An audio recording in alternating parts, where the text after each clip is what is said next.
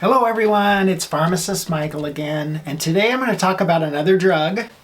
But before I do, please subscribe to this channel if you want health and wellness information, mindset information, information about drugs, supplements, psychiatric issues, all of those things. So today we're going to talk about metformin, which is a very popular drug.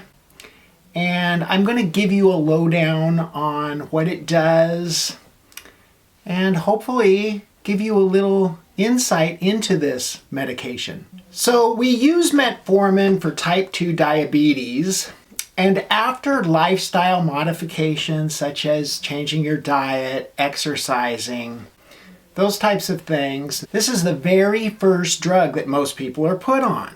It improves hyperglycemia, so too much sugar in your blood, and it also improves glucose tolerance. So you can tolerate glucose better at higher levels, right? The main way this drug works is it decreases gluconeogenesis in the liver. So what it's doing is it's stopping the liver from making more glucose. It also increases the utilization of glucose in the tissues, such as the liver and the muscles. And we find this happens especially after eating a meal.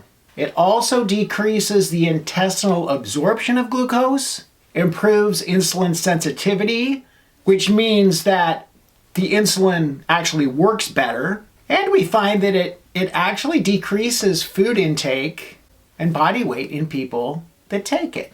So what's its place in therapy? I already said that it's the number one drug that we put type 2 diabetics on after lifestyle modifications, right? The reason that we like metformin is, number one, it's efficient. Number two, it's generally well tolerated by most people. Number three, we know that it's pretty safe because it's got a long-term record of being used. Number four, it's cost, right? It's not an expensive drug. And we also know that it doesn't cause weight gain or hypoglycemia. And a lot of drugs that we use for diabetes, one of the biggest things we worry about is hypoglycemia, because if your blood sugar drops too low, you can pass out. You can even go into a coma, guys. A lot of bad things can happen to you if your blood sugar gets too low. The other things that we know about metformin is it doesn't have any negative effects on the heart that we know of, and it may actually decrease the incidence of all types of cancers, as well as improve your survival rate if you have cancer. Now, more study needs to be done on this, but we're starting to see that there may be a connection between metformin and cancer. Now, who can't take this drug? So a contraindication is something that if you have some certain thing wrong with you, a disease or, poor function of some of your organs, that we can't give this drug to you because it's contraindicated, right? So the number one thing for metformin is we have to be careful with patients that's kidneys don't work very well. So if your kidneys are working very poorly, then we can't use it in you. If you have severe liver disease, we can't use it in you. If you're a severe alcoholic, we can't use it. We know that if you have unstable or acute heart failure, you may be at risk of hypoperfusion if you use metformin. If you have had lactic acidosis in the past when you've been on metformin, we can't use it in you. Or any kind of hemodynamic instability, then we can't use it. So really, most people can use this drug. There's just a few exceptions. What are the side effects of metformin? Well, there's three that we're concerned about.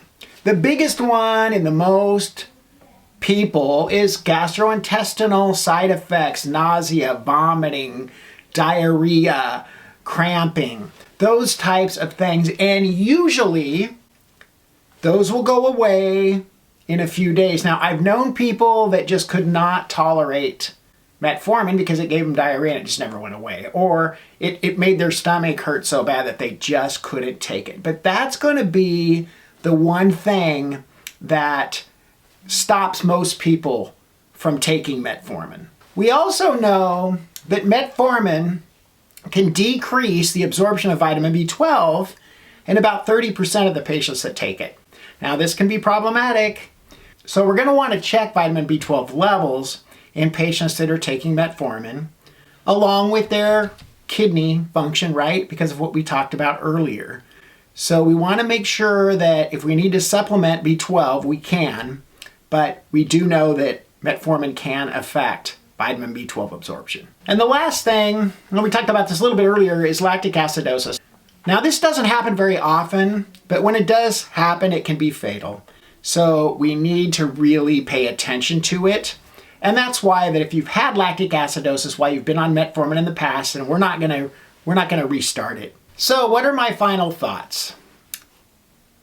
So I'm going to tell you that I'm going to give metformin a thumbs up, and the reason for this is because it does what it's supposed to do without too many side effects. Every drug is going to have side effects. We've talked about this before.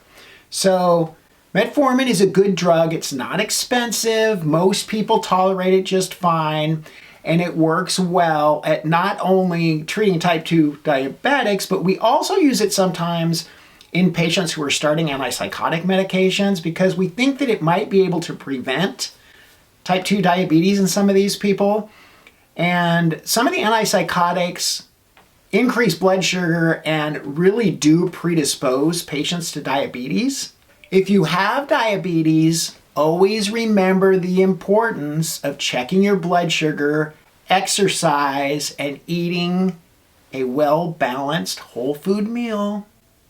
Stay away from processed sugars and added sugars. And I will also tell you that if GI effects happen after you've been taking metformin for a long period of time, and sometimes this does happen, sometimes we can get by just stopping metformin for a little while and then restarting it, and sometimes those effects will go away. So it's not the end of the world if you've been on metformin for a long period of time and all of a sudden you start feeling sick and you're pretty sure it's because of the metformin. Talk to your doctor first, but maybe take a drug holiday away from it and then restart it after you feel better. So I hope this has helped explain metformin. I get a lot of questions on metformin in my TikTok lives. And if you want to come watch me on TikTok, just go to Pharmacist_Michael. Monday through Friday, I'm on at 5 in the morning and between 11:30 and 12 or so, somewhere around lunchtime, Pacific time. I hope you've enjoyed this video. If you know somebody with type 2 diabetes or somebody that's on metformin or thinking about taking metformin, please send this video to them. I'm Pharmacist Michael. Be happy and be healthy.